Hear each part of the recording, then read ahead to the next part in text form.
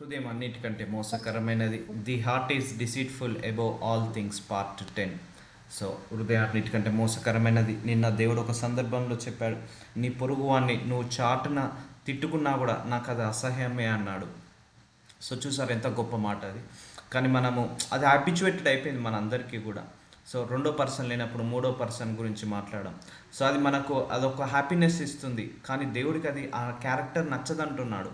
నీ పొరుగువాన్ని నీ పొరుగువాన్ని నువ్వు నీ వెనకాల నువ్వు చెడుగా మాట్లాడినా కూడా నాకు అది నచ్చదని అంటున్నాడు దేవుడు. సో మనము ఎక్కువగా ఈ విషయంలో చాలామంది హ్యాబిచువేట్ 100% ఇది అయితే చాలామంది ఇది ఫాలో అవుతున్నారు. అంటే ఇది ఈ వాక్యానికి విరుద్ధంగా వెళ్తున్నారు అందరూ కూడా. సో ఒకటే అన్నాడు దేవుడు, సో నాకు విరుద్ధంగా పొరుగువాన్ని మీరు రెండో పర్సన్ లేకుండా మూడో పర్సన్ గురించి నువ్వు చెడుగా మాట్లాడినా కూడా అది నాకు అసహ్యమే. గర్వహృదయము నేను సహించను అని అన్నాడు దేవుడు ఒక సందర్భంలో. సో చూసారా ఎంత క్లియర్గా దేవుడికి అన్నీ తెలిసిపోతున్నాయో, ఎన్ని తెలుసో. సో మనము వాటికి విరుద్ధంగా వెళ్ళిపోయాము ఆల్రెడీ. మనందరం కూడా ఈ బైబిల్లో ఏదైతే వాక్యాలు ఉన్నాయో వాటన్నిటికీ ఆపోజిట్ డైరెక్షన్లోనే వెళ్తున్నాము. కానీ వాక్యం తెలుసుకొని మనం డైరెక్ట్ రావాలి. సో మనకు చాలా సందర్భాల్లో మనందరం కూడా 99 కాదు 100% రెండో పర్సన్ లేనప్పుడు మూడో పర్సన్ గురించి మాట్లాడాము. సో మూడో పర్సన్ లేనప్పుడు నాలుగో పర్సన్ గురించి మాట్లాడతాము. సో ఒక పర్సన్ అక్కడ లేడు అంటే వాళ్ళ గురించి మాట్లాడొద్దు అని దేవుడు చెప్తున్నాడు. సో చూద్దాం, అదొకసారి మళ్ళొకసారి మెడిటేట్ చేద్దాం. సో ఇక్కడ చూద్దాం, కీర్తన గ్రంథము 101 అధ్యాయం 5వ వచనంలో, తమ పొరుగు వారిని చాటున దూషించు వారిని నేను సంహరించేదను. సో చూసారా, తన పొరుగు వారిని అంటే ఇంటి ముందటి వాళ్ళను, ఇంటి ఎదురు వాళ్ళను, లేకపోతే భర్త లేనప్పుడు భార్య గురించి, భార్య లేనప్పుడు భర్త గురించి, లేకపోతే అక్కడ రెండో పర్సన్ లేనప్పుడు వాళ్ళ గురించి టాపిక్ తీసుకురావద్దు అంటున్నాడు దేవుడు. చాటున దూషిస్తున్నావు నువ్వు వాళ్ళను. సో వాళ్ళ ముందు నువ్వు ఏం మాట్లాడట్లేదు, వాళ్ళ ముందు మెత్తగానే మాట్లాడుతున్నావు, వాళ్ళ ముందు పాజిటివ్గానే మాట్లాడుతున్నావు. వాళ్ళు లేనప్పుడు వాళ్ళ గురించి వెనకాల చెడుగా మాట్లాడుతున్నావు. సో అలాంటి వాళ్ళని నేను సంహరించేదను, నేను సహించను అంటున్నాడు దేవుడు. సో చూడండి, ఇంత ఇంత క్లోజప్గా దేవుడు మనల్ని పరిశీలిస్తున్నాడు. సో మనం అనుకుంటున్నాం ఆ రెండో పర్సన్ గురించి మాట్లాడుతున్నప్పుడు, మూడో పర్సన్ గురించి వాళ్ళు లేనప్పుడు మాట్లాడుతున్నప్పుడు, ఏం కాదులే వాళ్ళకి ఏం తెలుస్తుంది, వాళ్ళకి తెలియదు కదా అని మనం అనుకుంటున్నాం, వాళ్ళకి వినపడదు కదా అని మనం అనుకుంటున్నాం. కానీ దేవుడికి మాత్రం ఖచ్చితంగా వినపడుతుందట, ఖచ్చితంగా తెలుస్తుందట. సో ఆ క్యారెక్టర్ వల్ల కూడా మనము బ్లెస్సింగ్స్ ఆపుకోవాల్సి వస్తుంది. ఆ బిహేవియర్ వల్ల కూడా మనకు ఆశీర్వాదం రాకుండా అవుతుంది. అందుకే ఒక పర్సన్ లేడు నీ ముందటంటే వాళ్ళ గురించి మాట్లాడడం మానేసేయండి. అది ఎవరైనా పర్లేదు. చాలామందికి ఇది ఎంటర్టైన్మెంట్ లాగా కనపడుతుంది, కానీ దేవుడి దృష్టికి ఇది అసహ్యం లాగా కనపడుతుంది. సో ఒక పర్సన్ లేడు నీ ముందట, వాళ్ళ గురించి టాపిక్ తీసుకోవాల్సిన అవసరం లేదు. ఇద్దరు ఉంటే వాళ్ళ గురించే మాట్లాడుకోండి, కానీ వేరే పర్సన్ మూడో గురించి తిట్టడము, నాలుగో పర్సన్ గురించి చెడుగా మాట్లాడుకోవడం, వాళ్ళు లేనప్పుడు ఇంకొకరి గురించి మాట్లాడడం, సో ఇది దేవుడి దృష్టికి అసహ్యం. మనం అనుకుంటాము వాళ్ళు లేరు కదా మనం మంచిగా మాట్లాడవచ్చు అని.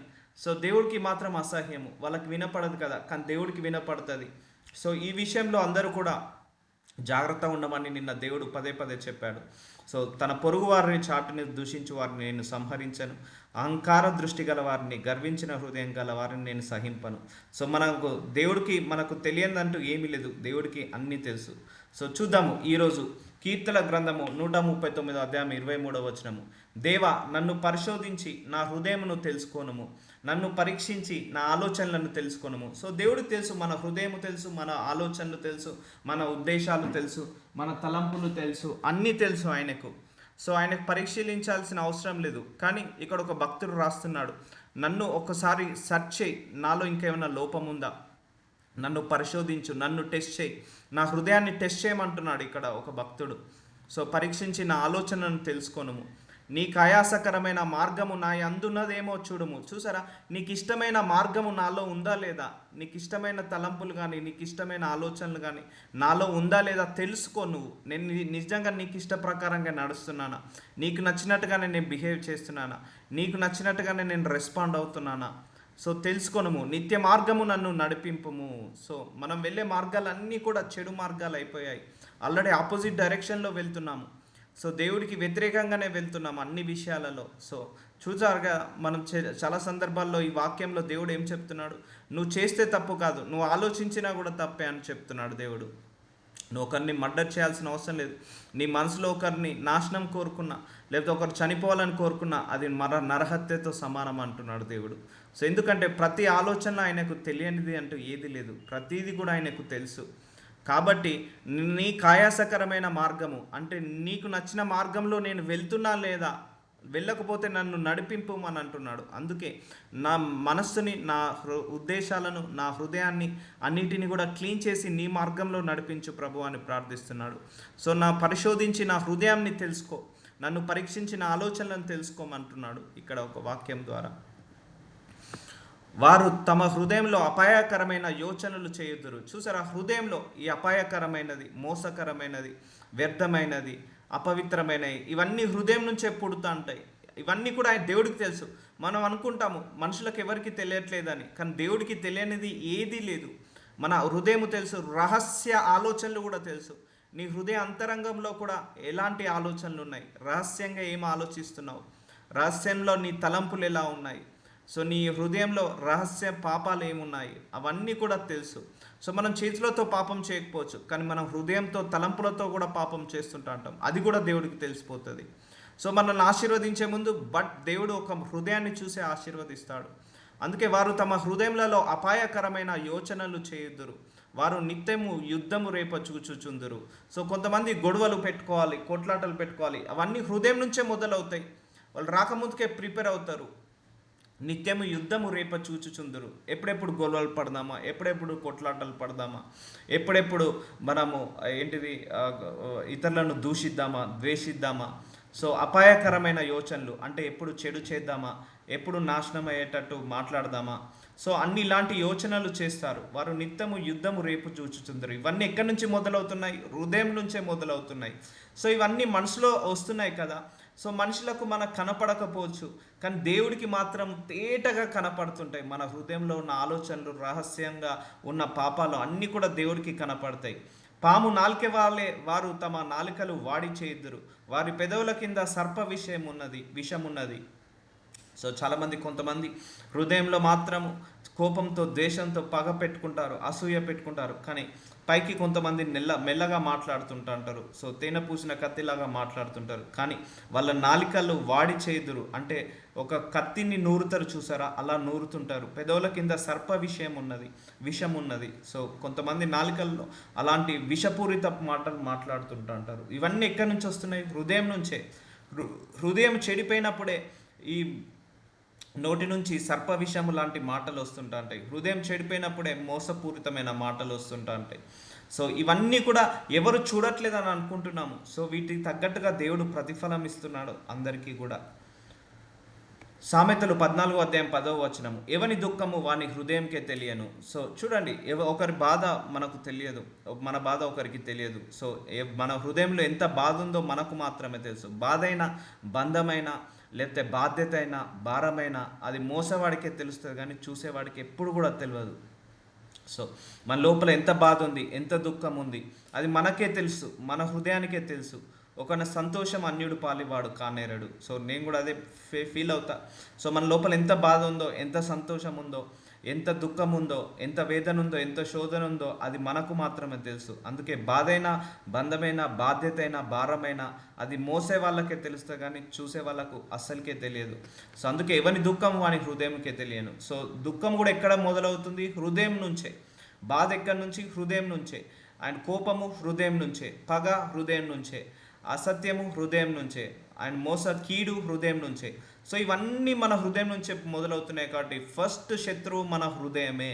మన హృదయమే మనల్ని మోసం చేస్తుంది, మన హృదయమే మన దేవుడి దగ్గరికి రాకుండా చేస్తుంది. మన హృదయం లోపలనే ఇవన్నీ ఉండడం వల్ల మనం దేవుడిని తెలుసుకోలేకపోతున్నాము, ఇంకా దేవుడి వైపుకు తిరగలేకపోతున్నాము. సో ఇప్పుడు హృదయం వల్లనే మనకు రావాల్సిన బ్లెస్సింగ్స్ ఆగిపోతుంటాయి. సో అలాంటి బలహీనతలు ఏమున్నా కూడా ఆ హార్ట్ మీద చేసి మనం ప్రార్థించుకోవాలి. అయ్యా, నా హృదయం కోపంతో రగులుకుంటుంది, తీసివేయి ప్రభువా. నా హృదయంలో దీర్ఘశాంతం ఇవ్వు ప్రభువా. నా హృదయం శపిస్తుంది ప్రభువా. నా హృదయము ఇతరులను తిడుతుంది ప్రభువా. అలాంటి వాటి తలంపుల నుంచి నా హృదయాన్ని విడుదల కలిగించండి. ఎందుకంటే రేపు పరలోకానికి తీసుకెళ్లేది మన హృదయం మాత్రమే. రేపు పరిశుద్ధులు మాత్రమే ఆ ఎత్తబడే గుంపులో ఉంటారు. సో నీ దగ్గర 100 కోట్ల ఆస్తున్నదనో, ఒక ఆడి కారు, బెంజ్ కారు ఉన్నదనో నువ్వు పరలోకానికి ఎత్తబడవు. సో ఎప్పుడైతే నీ హృదయం శుద్ధగా ఉంటుందో, దేవుడి ముందు నిందారహితుడుగా ఉంటుందో, అప్పుడే నువ్వు పరలోకానికి ఎత్తబడతావు. సో కాబట్టి ఆ దుఃఖ హృదయాన్ని తీసివేయమని ప్రార్థించాలి.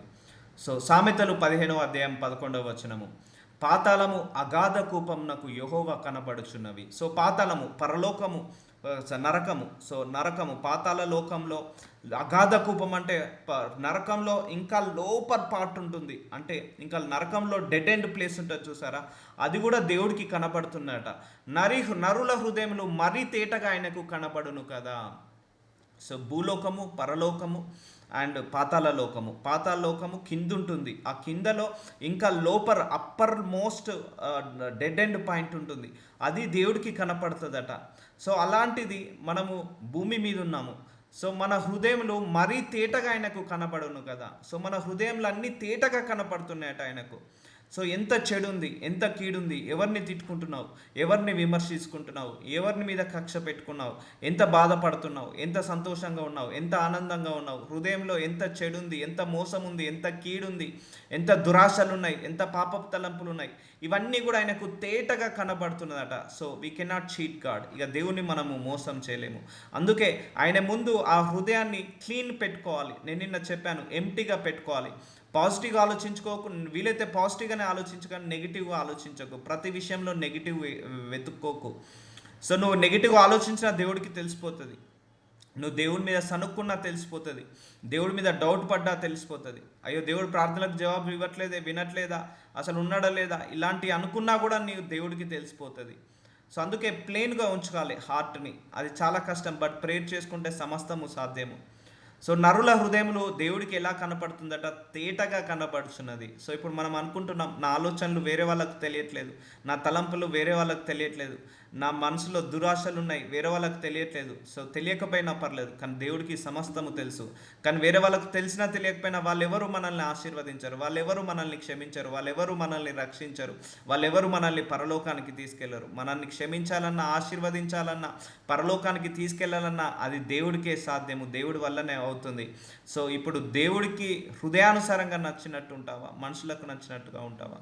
సో అందుకే దేవుడి ముందు ఆ శుద్ధ హృదయంని కలిగి ఉండాలి. ఆ దేవుడి ముందు ఆ తేటమైన హృదయం కావాలంటున్నాడు. సో ఆయనకు తేటగా కనపడుతుందట మన హృదయ ఆలోచనలు. నరుల హృదయములు మరీ తేటగా ఆయనకు కనపడుతున్నదట.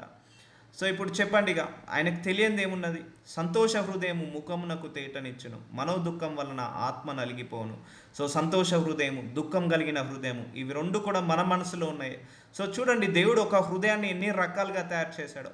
దుఃఖము మన మనసులో నుంచే, సంతోషము మన మనసులో నుంచే, మనోవేదన మన మనసులో నుంచే, ఇవన్నీ కూడా మనసులో నుంచే వస్తున్నాయి. అందుకే హార్ట్ మీద చేసి ఎప్పటికప్పుడు క్లీన్ చేసుకోవాలి. కోపం వచ్చిందా క్లీన్ చేసేయాలి, ద్వేషం వచ్చిందా క్లీన్ చేసుకోండి, బాధపడుతుందా క్లీన్ చేసుకోండి.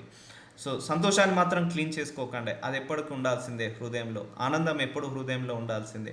సో ప్రేర్ చేసుకోవాలి, lord put your happiness in my heart, put your Joy in my heart, put your righteousness in my heart, put your holiness in my heart, put your faith in my heart. ఇలా prayer చేసుకోవాలి. నీ విశ్వాసాన్ని నా హృదయంలో పెట్టయ్యా, నీ ప్రేమను నా పెట్టయ్యా, నా క్షమించే హృదయాన్ని పెట్టు తండ్రి, నీ యొక్క పవిత్రతను, పరిశుద్ధతను, నీతిని నా హృదయంలో పెట్టయ్యా.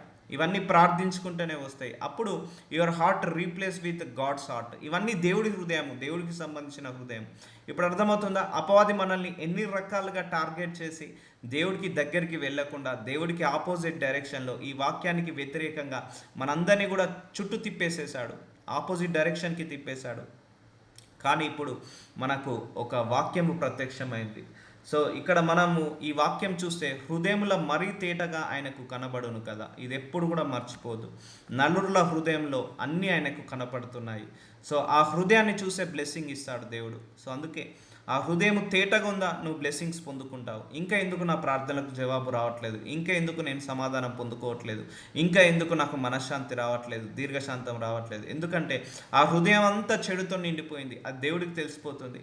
ఆయన కూడా ఏం చేయలేకపోతున్నాడు. ఆ హృదయం శుద్ధి అయినప్పుడే ఆయన కూడా ఏదో ఒకటి చేయగలుగుతాడు. సో శుద్ధి చేయమని మనం అడగట్లేదు. ఎంతసేపు కారు కావాలి, బిల్డింగ్ కావాలి, ఆస్తులు కావాలి, పాస్తులు కావాలి, జాబ్ కావాలి, ప్రమోషన్ కావాలి, ఇవే అడుగుతున్నాం. కానీ నా ఆత్మను శుద్ధి చేయి ప్రభువా, నా మనస్సుని శుద్ధి చేయి ప్రభువా, నా ఆలోచనలు శుద్ధి చేయి ప్రభువా, నీ ముందు నేను సరిగా నడుస్తున్నాను అయ్యా. నేను నేను అందుకే చాలా సందర్భాల్లో ఈ ప్రేయర్ చేయండి. Wherever I'm going wrong correct me, teach me, guide me. నేను ఎక్కడైతే తప్పు చేస్తున్నానో నన్ను కరెక్ట్ చేయండి, టీచ్ చేయండి, గైడ్ చేయండి. వద్దు, అవన్నీ వద్దు. మన నచ్చిన వేలో మనం మాట్లాడాలి, మన నచ్చిన వేలో మనం ఆలోచించాలి, మన నచ్చిన వేలో మనం ఆశించాలి. అది దేవుడికి ఇష్టమా కాదా అని వి నాట్ థింక్ అబౌట్ దట్. కానీ తేటనిచ్చును నల్లి మనోదుఃఖములు ఆత్మ నలిగిపోవును. సో సామెతలు 16:1 హృదయ ఆలోచనలు మనుష్యుని వశము. సో చెప్పాను నిన్న చాలా సందర్భాల్లో కూడా, నీ వశంలో నీ ఆలోచనలు ఉండాలి, నీ హృదయం నీ కంట్రోల్లో ఉండాలి. కొంతమంది అంటారు, నేను తట్టుకోలేకపోతున్నాను, నాకు తట్టుకోలేనంత దుఃఖం ఉంది, నాకు తట్టుకోలేనంత బాధ ఉంది, అందుకే నేను చనిపోవాలనుకుంటున్నాను. సో కంట్రోల్లోకి వెళ్ళిపోయా, మనము వాటి కంట్రోల్లోకి వెళ్ళొద్దు, అవి మన కంట్రోల్లోకి తెచ్చుకోవాలి. కోపం నీ కంట్రోల్లో ఉండాలి, నీ యొక్క ఆత్మీయ జీవితం నీ కంట్రోల్లో ఉండాలి, నీ హృదయ ఆలోచనలు నీ కంట్రోల్లో ఉండాలి. సో మనకు ఆలోచనలు ఎవరు చూడట్లేదు కదా.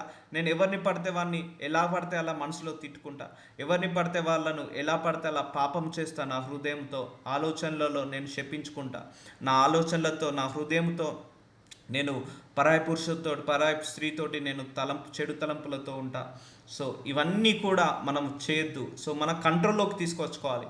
అమ్మో ఇలా ఆలోచిస్తే దేవుడికి తెలిసిపోతుంది, ఇలా ఇలా ఇలా ఉద్దేశం కలిగి ఉంటే దేవుడికి తెలిసిపోతుంది. సో నీ కంట్రోల్లోకి వచ్చేయాలి. నేను చెప్పాను, మన మనస్సు కంట్రోల్లోకి వెళ్ళొద్దు, ఆడేసుకుంటుంది. మన ఆలోచనలు మన కంట్రోల్లోకి రావాలి. కొంతమందికి లెక్కలేని ఆలోచనలు, ఏంటిది కంట్రోల్ లెస్ ఆలోచనలు. సో మన కంట్రోల్ లేని ఆలోచనలు మనల్ని చాలా డ్యామేజ్ చేస్తుంది. సో ఎంతవరకు ఆలోచించాలి. ఓవర్ థింకింగ్ ఉంటుంది కొంతమందికి.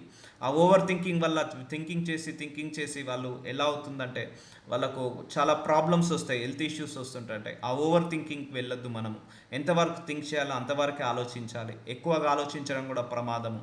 అందుకే హృదయ ఆలోచనలు మనిషిని వశము, నీ కంట్రోల్లో ఉండాలి నీ ఆలోచనలు.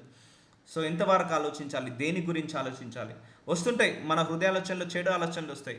ఈ చెడు ఆలోచన వస్తుంది, యేసు నామములో ఈ ఆలోచనను బంధించి వేస్తున్నాను. కీడు ఆలోచనలు వస్తున్నాయి, పాపపు ఆలోచనలు వస్తున్నాయి, యేసు నామంలో ఈ కీడు ఆలోచనను బంధించేస్తున్నాను.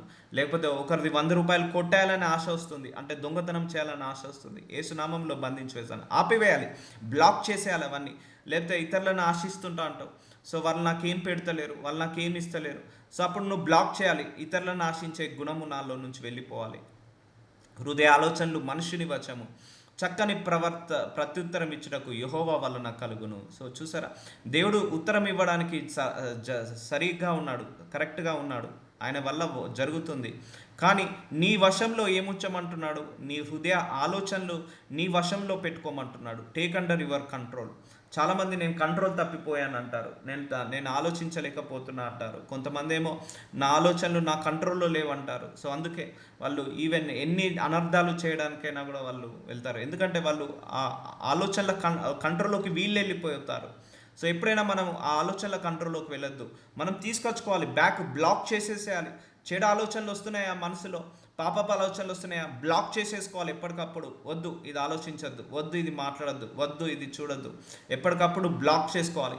సో ఇలా బ్రతకడమే క్రీస్తుకు నచ్చినట్టుగా బ్రతకడము. సో ఇలా బ్రతకడం. గర్వహృదయులందరూ యెహోవాకు హేయములు. సో హృదయంలో ఎంత గర్వం ఉందో కూడా దేవుడికి తెలుసు. వాళ్ళందరూ కూడా దేవుడి కంటే హేయములు అంటే చెడు ఇష్టం ఉండదు, నిశ్చయముగా వారు శిక్ష నొందుదురు. సో మన హృదయంలో ఎంత గర్వం ఉంది, ఎంత అసూయ ఉంది, ఎంత ద్వేషం ఉంది, ఎంత పగ ఉంది, ఇవన్నీ కూడా దేవుడు తేటగా కనపడుతున్నాయట, ఆయనకు తేటగా కనపడుతున్నాయట. ఏమో ఆయన ఇంకా ఏ ఫార్ములాస్ వాడాడో మన హృదయాన్ని తయారు చేసేటప్పుడు, ఆయన దగ్గర ఇంకా ఏమేమి యాక్సెస్ ఉన్నాయో మనకు తెలియదు. సో ఆయనకు ఇంకా ఎన్ని రకాలుగా కనపడుతుందో తెలియదు. సో ఇవన్నీ కూడా దేవుడికి కనపడతాయి, ఒక ఎక్స్రే రిపోర్ట్లో కనపడవు, ఎంఆర్ఐ స్కాన్, సిటీ స్కాన్లో ఇవన్నీ కనపడవు. ఒక డాక్టర్ ఐడెంటిఫై చేయలేడు మన లోపల అసూయ ఎంత ఉందో, కోపం ఎంత ఉందో, ద్వేషం ఉందో. వీళ్ళకు మెడిసిన్లో, మెడికల్ షాప్లో కూడా ఎలాంటి మెడిసిన్ కూడా దొరకదు. సో ఇవన్నీ ప్రేర్ చేసుకోవడమే, మెడిసిన్ లాగా ప్రేర్ చేసుకోవడమే, చేసుకొని జయించడమే. సో ఇవన్నీ కూడా రోగము లాంటిది. సో గర్వ హృదయము రోగము, అహంకార హృదయము రోగము, అలాగే అసూయతో నిండిన హృదయము రోగము. సో ఇవన్నీ కూడా రోగాలతో సమానము. అందుకే హృదయము అతి మోసకరమైనది, అది వ్యాధి గలది, ఘోరమైన వ్యాధి గలది అని చెప్పాడు బైబిల్లో దేవుడు. సో ఇప్పుడు అర్థమవుతుందా ఎందుకు దేవుడు వ్యాధి అని చెప్పాడు? మనకు వ్యాధి అనగానే BP, sugar, thyroid, cholesterol. So అవి కాదు నిజంగా మనిషిని డ్యామేజ్ చేసేది. అసూయ మనిషిని డ్యామేజ్ చేస్తుంది, కోపము మనిషిని డ్యామేజ్ చేస్తుంది, అండ్ ఇంకా లోపల పాపపు తలంపులు, చెడు తలంపులు, ఇవన్నీ కూడా మనిషిని డ్యామేజ్ చేస్తున్నాయి. వీటికి ఎక్కడ కూడా మెడిసిన్ ఉండదు, ప్రేయర్ ఒకటే మెడిసిన్. కాబట్టి మన వశంలో ఇప్పుడు ఏముండాలి? మన హృదయ ఆలోచనలు ఉండాలి. అదొకటి. నిన్న దేవుడు డీపర్గా ఇంకొకటి చెప్పాడు. రెండో పర్సన్ లేనప్పుడు మూడో పర్సన్ గురించి మాట్లాడకని చెప్పాడు. చాటుగా నువ్వు రెండవ పర్సన్ గురించి మాట్లాడుతున్నావా, అది నాకు అసహ్యం అంటున్నాడు. సో ఇవన్నీ కూడా మనం చేస్తున్నాము కొన్ని సంవత్సరాలుగా చేస్తున్నాం. బట్ మార్చుకుందాం. We should transfer our heart. మన హార్ట్ని ట్రాన్స్ఫర్ చేయాలి. ఎప్పుడైనా కూడా వాక్యం వినగానే వదిలేస్తే బ్లెస్ కారు. ఈ వాక్యానికి స్ట్రిక్ట్గా మనం ఈ వాక్యాన్ని ఫాలో అవుతాము, అప్పుడు అపవాది మన దగ్గర నుంచి వదిలేసిపోతాడు. అపవాదిని జయించాలంటే వాక్యం ఒకటే. యేసుప్రభు వారు ఏది వాడలేదు, ఒక వాక్యమే వాడాడు. సో కాబట్టి మనము ఈ వాక్యాన్ని వాడినప్పుడు మన అపవాది మన దగ్గరికి రాకుండా వెళ్ళిపోతుంటా అంటాడు. సో సామెతలు 16:9 ఒకడు తాను చేయబోవున్నది హృదయంలో యోచించుకొనును. సో మనం ఏం చేయబోతున్నామో హృదయంలో యోచించుకుంటాము. ఫర్ ఎగ్జాంపుల్, ఒక దొంగతనం చేయాలి. సో హృదయంలో అనుకుంటాడు ఏ రోజు దొంగతనం చేయాలి, ఏ టైంకి దొంగతనం చేయాలి, ఎలా చేయాలి, సో ఎప్పుడు చేయాలి, ఎవరింట్లో చేయాలి. సో ఆలోచించుకుంటాడు. ఒక వ్యభిచారం చేసేవాళ్ళు, లేకపోతే చెడు తిరుగులు తిరిగే వాళ్ళు ఆలోచించుకుంటారు ఎప్పుడు కలగాలి, ఎక్కడ కలవాలి, అండ్ ఎప్పుడు పోవాలి, ఎలా పోవాలి. సో ఒక మనిషి అలాగే చెడు ఆలోచించుకుంటుంటా అంటాడు. సో వాడికి చెడే జరుగుతుంటుంది. యెహోవా వాని నడత స్థిరపరచును. అదే నీ హృదయంలో నువ్వు మంచిగా ఆలోచించుకో. సో గొప్పవాడిని కావాలి, మంచిగా ఉండాలి, అండ్ ఎవరిని తిట్టద్దు, దూషించద్దు, ద్వేషించద్దు. సో ఎలాంటి చెడులో పడద్దు, కీడులో పడవద్దు. నేను పరిశుద్ధంగా ఉండాలి, పవిత్రంగా ఉండాలి, దేవుడి ముందు నేను నిందారహితుడుగా ఉండాలి. దేవుడికి అబద్ధమైనది ఏది, ఆయన కనపడనేది ఏది లేదు. నా హృదయాన్ని క్లీన్ చేసుకోవాలి. సో నేను మారాలి, సో నేను గొప్పవాడిని కావాలి. సో ఇలా నువ్వు మనసులో అనుకుంటావు, చూసావా? సో అప్పుడు యెహోవా వాని నడతను స్థిరపరచును. నేను చాలా సందర్భాల్లో చెప్పాను, మన ఆలోచనలు చూసి కూడా దేవుడు ఆశీర్వదిస్తాడు అని. మన ప్రవర్తన, మన ఆలోచనలు, మన యొక్క మనస్తత్వాన్ని చూసి కూడా దేవుడు ఆశీర్వదిస్తాడు. మన ఉద్దేశాలను బట్టి కూడా దేవుడు ఆశీర్వదిస్తాడు. అందుకే ఒకడు తాను చేయబోవున్నది హృదయంలో యోచించుకొనును. హృదయంలో నువ్వు అనుకుంటావు, చూసావా? మంచిగా అనుకో, ఎప్పుడైనా కూడా పాజిటివ్గా అనుకో. నీ లైఫ్ గురించి నువ్వు పాజిటివ్గా అనుకో. సో నువ్వు ఎలా కావాలి, నీ లైఫ్ ఎలా ఉండాలి, నీ లైఫ్ స్టైల్ ఎలా ఉండాలనేది పాజిటివ్గా ఆలోచించు, గొప్పగా ఆలోచించుకో. సో ఈ 100 మంది 100 రకాలు కన్నా, 1000 మంది 1000 రకాలు కన్నా, సో నీ గురించి నువ్వు ఎంత గొప్పగా ఆలోచించుకుంటావో, మన గురించి మనం ఎంత గొప్పగా ఆలోచించుకుంటామో దేవుడు అంత గొప్పగా తీసుకెళ్తాడు. మన గురించి మనం ఎంత పవిత్రంగా ఆలోచించుకుంటామో అంత పవిత్రంగా తీసుకెళ్తాడు. ఎంత పాజిటివ్గా ఆలోచిస్తావో మన లైఫ్ కూడా అంత పాజిటివ్గా ఉంటుంది. నేను చాలామంది క్లోజప్లో నేను గమనించాను, చాలామందికి ఈ దురాశలు ఉన్నవాళ్ళు, దుర్బుద్ధి ఉన్నవాళ్ళు, ఆ చెడు హృదయం ఉన్నవాళ్ళు, వాళ్ళ లైఫ్ కూడా అలాగే ఉంటుంది. అబ్స్టాకిల్స్ ఉంటాయి చాలా, అప్ అండ్ డౌన్స్ కాదు. ఎప్పుడు చూడు ఏదో ఒక బాధ, ఎప్పుడు చూడు ఏదో ఒక వేదన, ఎప్పుడు చూడు ఏదో ఒక సుఖంగా ఉండదు, వాళ్ళు సంతోషంగా ఉండలేరు. సో నీ యాటిట్యూడ్ బట్టి, నీ బిహేవియర్ బట్టి, నీ పాజిటివ్ మైండ్ సెట్ బట్టి దేవుడు కూడా అలాగే తీసుకెళ్తుంటా అంటాడు. నీ హృదయం అంతా మోసంతో నిండిపోయింది, సో నీ లైఫ్ కూడా అలాగే ఉంటుంది. సో హృదయం అంతా దురాశతో నిండిపోయింది, లైఫ్ కూడా అలాగే క్రిటికల్గా ఉంటుంది. హృదయం అంతా చెడు తలంపులతో నిండిపోయాయి, సో లైఫ్ కూడా అలాగే అనారోగ్య పాలవుతుంటూ ఉంటుంది. సో అలా కాకుండా నువ్వు హృదయంలో గొప్పగా యోచించుకుంటున్నావు. సో నువ్వు ఇలా ఉండాలి, ఇలా నేర్చుకోవాలి, ఇలా పాజిటివ్గా ఉండాలి, పాజిటివ్గా మాట్లాడాలి. సో ఓపెన్ మైండెడ్గా ఉండాలి, మంచి నెగిటివ్ థాట్స్ తీసేసుకోవాలి, నెగిటివ్ మైండ్ సెట్ తీసేసుకోవాలి. సో ఇలా అనుకుంటుంటావు కదా, దేవుడు అలాగే నిన్ను నడిపిస్తుంటా అంటాడు. సో నేను చెప్పాను చాలా సందర్భాల్లో, మన ఆలోచనలను బట్టి కూడా దేవుడు ఆశీర్వదిస్తాడు. మన మనస్సుని, మన మనస్తత్వాన్ని బట్టి ఆలోచిస్తాడు. నీ పాజిటివ్ మైండ్ సెట్ని బట్టి ఆలోచిస్తుంటాడు, ఆశీర్వదిస్తాడు. కాబట్టి హృదయంలో అనుకున్నది పాజిటివ్గా అనుకో. సో కొంతమంది మన గురించి నువ్వు ఎందుకు పనికిరావు అన్నారనుకోండి, యాక్సెప్ట్ చేయొద్దు. I will not accept. నేను యాక్సెప్ట్ చేయను. ఎవరైనా ఎందుకు పనికిరారు అన్నారు అనుకోండి, ఎవరైనా కూడా నీకు నువ్వు యాక్సెప్ట్ చేసేంత వరకు కూడా నువ్వు పనికి వస్తావు. చాలామంది నువ్వు ఫెయిల్యూర్ అన్నారనుకో, యాక్సెప్ట్ చేయొద్దు. నీకు నువ్వు ఫెయిల్యూర్ అనుకునే వరకు నువ్వు ఫెయిల్యూర్ కావు. ఇప్పుడు 1,00,000 మంది నువ్వు ఫెయిల్యూర్ అంటే మాత్రాన నువ్వు ఫెయిల్యూర్ కానే కావు. I will follow this condition. నేను దీంట్లోనే ఇలాంటి ఫార్ములాస్ వాడతాను నా లైఫ్లో. ఇప్పుడు 10 మంది ఫెయిల్యూర్ అన్నారనుకో, నేను యాక్సెప్ట్ చేయను. నేను ఎప్పుడైతే ఫెయిల్యూర్ అని నాకు అనిపిస్తుంది చూసారా, అప్పుడు నేను ఫెయిల్యూర్ అనుకుంటా. నువ్వు ఎప్పుడైతే నువ్వు చెడ్డవాడవని అందరు అంటున్నారు అనుకో, యాక్సెప్ట్ చేయను నేను. సో ఎప్పుడైతే నాకు నేను చెడ్డవాడిని అనిపించుకుంటామో అప్పుడు యాక్సెప్ట్ చేస్తాను. సో ఎప్పుడైతే నీకు నువ్వు అసమర్థుడవుగా కనపడతావో అప్పుడే నువ్వు అసమర్థుడవు. సో 100 మందికి నువ్వు అసమర్థుడుగా కనపడ్డప్పుడు అది అసమర్థుడవు కానే కాదు. సో 100 మందికి నువ్వు ఇన్కేపబుల్గా కనపడుతున్నావు అనుకో, మనం ఇన్కేపబుల్గా కనపడుతున్నాం అనుకో, అప్పుడు నువ్వు ఇన్కేపబుల్ కాదు. ఎప్పుడైతే నీ మనసులో నువ్వు నేను ఇన్కేపబుల్ అని నీ మనసులో అనిపిస్తుందో అప్పుడే నువ్వు ఇన్కేపబుల్ కింద పడిపోతావు. అందుకే ఎవరు ఎన్నన్నా కూడా, సో నువ్వు ఎప్పుడు కూడా అలా ఇన్కేపబుల్గా ఆలోచించకు, అలా రిజెక్షన్గా ఆలోచించకు. 100 మంది రిజెక్ట్ చేసినా కూడా నిన్ను నువ్వు రిజెక్ట్ చేసుకోకుండా ఉంటావు చూసావా, అప్పుడు కూడా నువ్వు రిజెక్టెడ్ కాదు.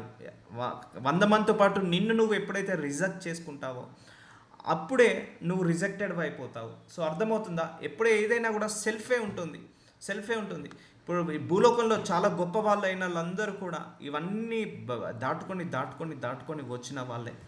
సో అందుకే నీ హృదయంలో యోచించుకో, ఏది ఉన్నతంగా ఆలోచించుకో, ఉత్తమంగా ఆలోచించుకో.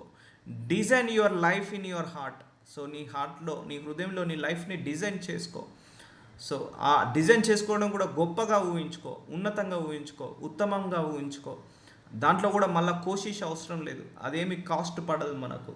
సో అప్పుడు దేవుడు నీ నడతను స్థిరపరచును, ఆ దిశగా నడిపిస్తాడు. నేను చెప్పాను కదా, ఆ దిశగా నడిపిస్తాడని.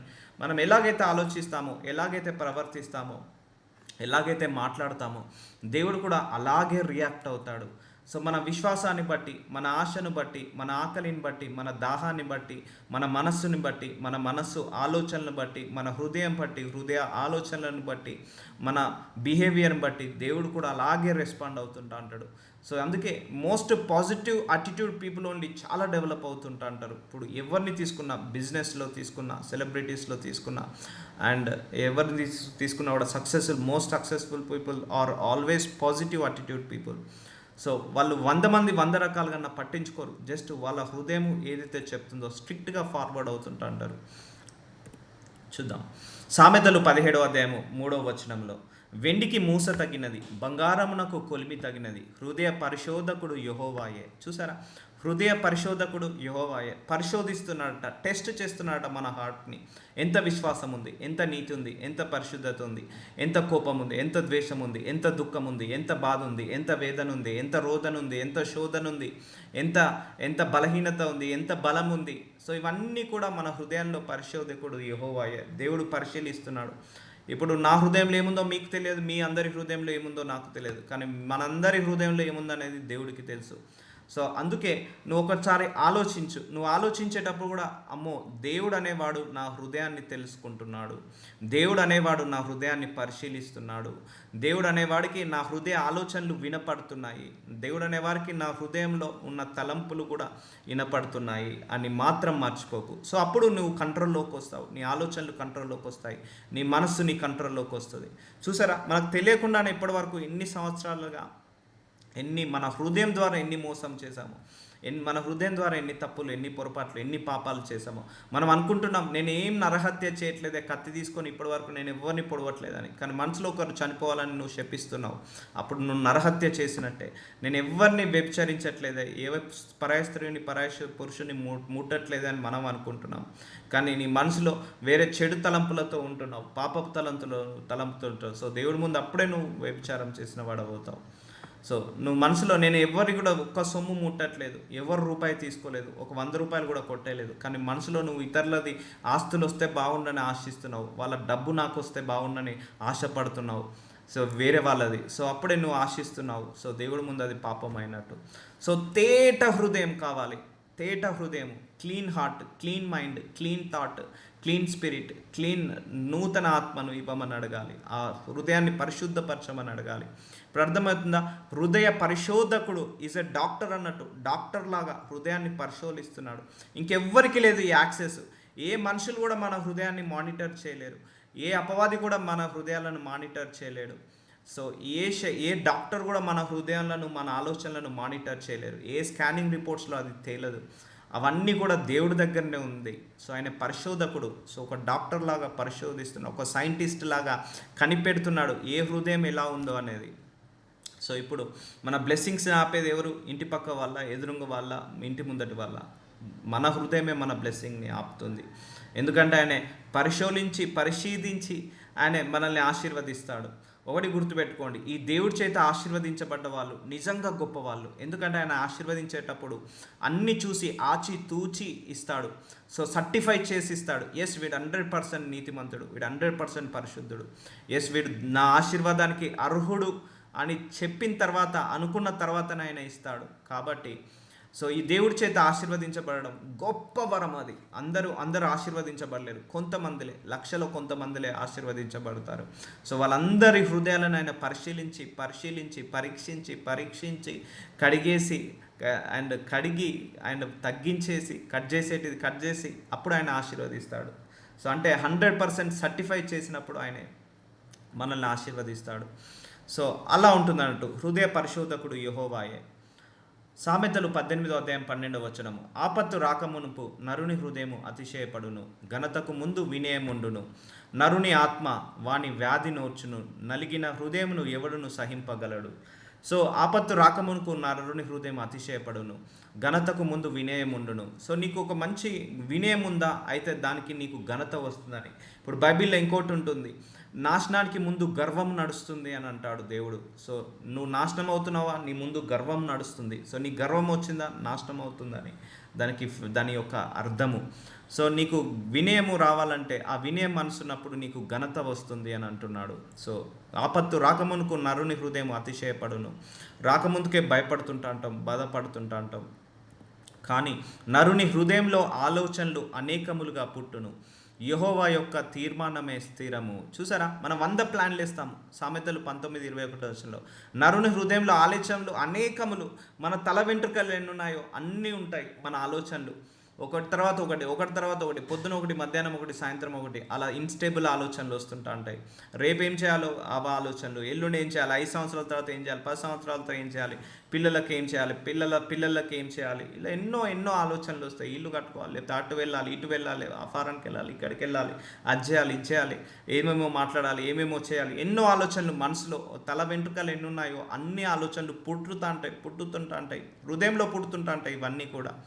సో యెహోవా యొక్క తీర్మానమే స్థిరము. అందుకే నిన్న మీకు ఒకటి రాసిచ్చాను. పరలోకంలో ఉన్న నా తండ్రి, అయ్యా నీ చిత్తమే నా జీవితంలో యేసునామంలో నెరవేరును గాక. పరలోకంలో ఉన్న నా తండ్రి, నీ ప్రణాళికనే నా జీవితంలో నెరవేరును గాక. పరలోకంలో ఉన్న నా తండ్రి, నీ ఉద్దేశాలే నా జీవితంలో యేసునామంలో నెరవేరును గాక. పరలోకంలో ఉన్న నా తండ్రి, నీ యొక్క ఆలోచనలే నా జీవితంలో నెరవేరును గాక. ఇది మెడిటేట్ చేయమని చెప్పాను. సో ఇది డైరీలో రాసుకొని మీరు దాన్ని ప్రతిరోజు లేవగానే ఇదే రాయాలి. ఎందుకంటే మనకు ఎన్నో ప్లాన్స్ ఉంటాయి, 100 ప్లాన్స్ ఉంటాయి. రేపు ఏం జరుగుతుందో మనకు తెలియదు, కానీ 1,00,000 ప్లాన్స్ ఉంటాయి. ఇది చేయాలి, అది చేయాలి, ఇది చేయాలని. కానీ ఎండ్ ఆఫ్ ది డే దేవుడు అనుకున్నదే చేస్తాడు. మనుషులు ఎన్నో అనుకుంటాడు, ఇక్కడ వేయాలి, అక్కడ చేయాలి, ఆ బిజినెస్ చేయాలి, ఈ బిజినెస్ చేయాలి, ఈ జాబ్ చేయాలి, ఆ జాబ్ చేయాలి, ఇలా సంపాదించాలి, ఇక్కడ ఇల్లు కట్టుకోవాలి, అక్కడ ఇల్లు కట్టుకోవాలి, ఎన్నో ఆలోచనలు వస్తాయి. కానీ ఎండ్ ఆఫ్ ది డే దేవుడి యొక్క ఆలోచనలే ఫైనల్. కాబట్టి మనం ఏం ప్రార్థించాలి? అయ్యా నీ చిత్తమే నా చిత్తము, నీ ప్రణాళికనే నా ప్రణాళిక, నీ ఉద్దేశాలే నా ఉద్దేశాలు. ఇది రాదు మన మనసుకి ఇది ఈ ప్రార్థన రాదు. ఎందుకంటే మన అహం అడ్డొస్తుంది. సో దేవుడి చిత్తం ఏంటి, నేను చెప్పిందే దేవుడు వినాలి కదా. నేను ఆలోచించిందే దేవుడు వినాలి కదా, నేను అడిగిందే దేవుడు ఇవ్వాలి కదా, ఈ అహం చాలామందికి అడ్డొస్తుంది.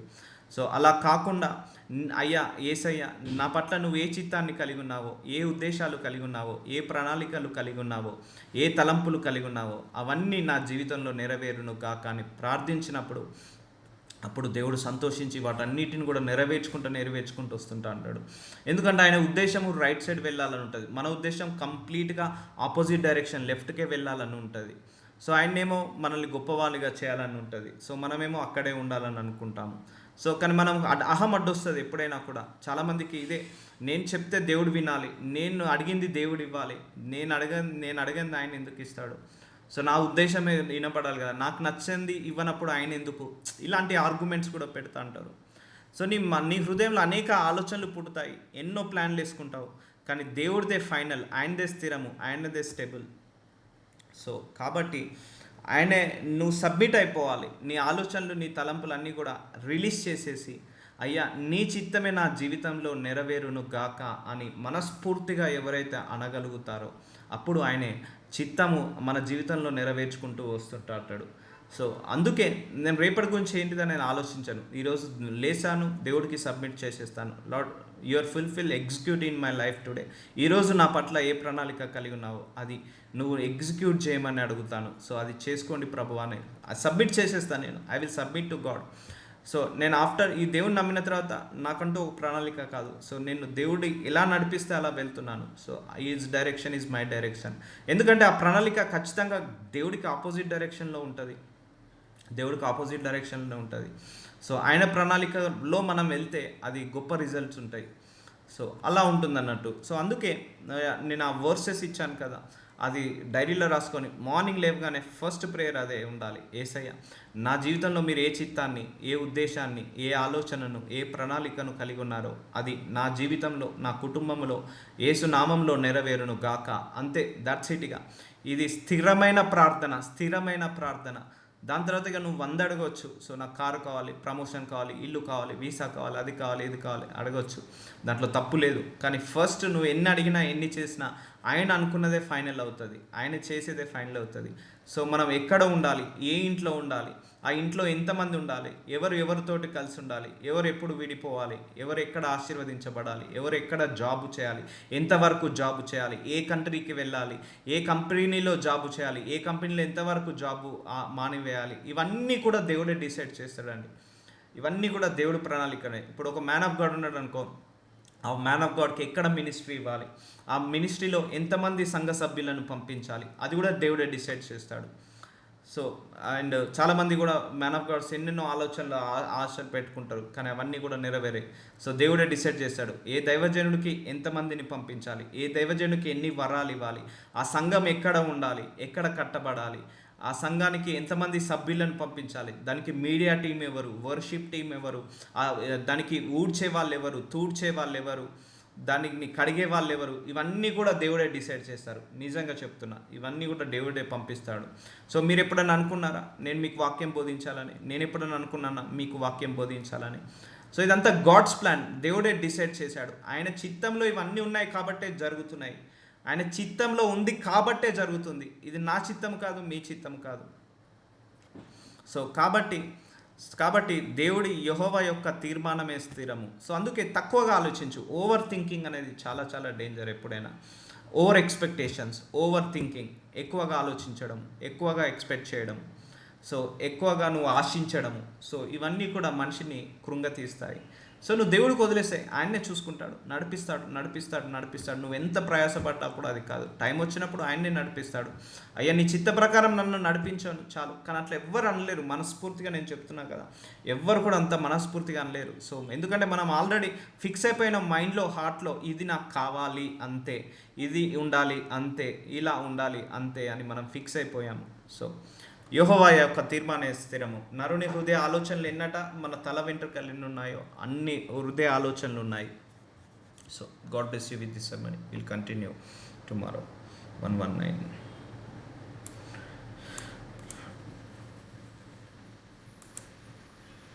పరలోకంలో ఉన్న నా తండ్రి, అయ్యా ప్రభువ, మీ చిత్తము, మీ ఉద్దేశాలు, మీ ప్రణాళిక, మీ మనస్సు, మీ యొక్క ఆలోచనలు మా అందరి జీవితాలలో నెరవేరునుగాక. Yes my lord. మా హృదయ ఆలోచనలు అనేకములు, ఆ ఆలోచనలన్నీ కూడా మీకు వ్యతిరేకంగా ఉండొచ్చు, అవి మీకు నచ్చకపోవచ్చు, బట్ అయినా కూడా మేము అలాగే నడిచాం తండ్రి. ఈ రోజు నుంచి మా ఆలోచనలను తీసేసి మీ ఆలోచనలుగా మార్చండి, మా ప్రణాళికను తీసేసి మీ ప్రణాళికగా మార్చండి, మా యొక్క ఉద్దేశాలను తీసేసి మీ ఉద్దేశాలుగా మార్చమని యేసు నామంలో ప్రార్థిస్తున్నాను తండ్రి. అయ్యా, ఈ వాక్యం ద్వారా మాతో మాట్లాడి మమ్మల్ని, మా హృదయాలను అన్నిటిని కూడా మరొకసారి క్లీన్ చేసినందుకు, శుద్ధ హృదయాన్ని మాకు దయచేసినందుకు వందనాలు తండ్రి. అయ్యా, ఇప్పటివరకు మాకు వాక్యం తెలియక మేము నానా విధాలుగా తప్పిపోయామయ్యా. ఇప్పటివరకు మాకు వాక్యం తెలియక మేము మీకు వ్యతిరేకంగా నడిచాము. Lord forgive us my Lord. కానీ ఈ వాక్యం వచ్చిందినైనా ఈ వాక్యానికి వ్యతిరేకంగా వెళ్లకుండా ఈ వాక్యానుసారంగా నడిచే హృదయాన్ని మా అందరికీ దయచేయమని ప్రార్థిస్తున్నాము తండ్రి. మా హృదయంలో అనేక ఆలోచనలు ఉన్నాయి నాయన, వాటన్నిటి నుంచి మమ్మల్ని విడుదల కలిగించమని యేసు నామంలో అడిగి వేడుకుంటున్నాను తండ్రి. ఆమేన్.